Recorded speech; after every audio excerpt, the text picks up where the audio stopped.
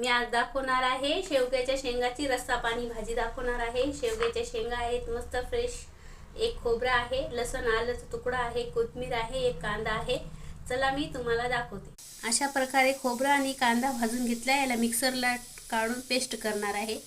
चला पॅन मध्ये तेल टाकले, त्यात टाकली राई, लाल तिखट, हळद, मीठ आणि घरी केलेला मसाला आहे।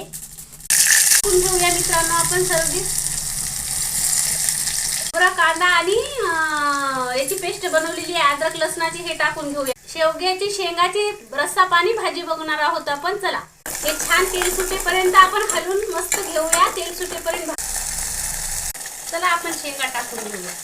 थोडंसं पाणी टाकलं मी मसाला करपू नये म्हणून। घरगुती काळा मसाला आहे, हे टाकणार आहे। कशी आहे मित्रांनो शेवग्याची शेंगाची भाजी रस्स्याची? बघा मस्त शिजली भाजी। प्लीज माझी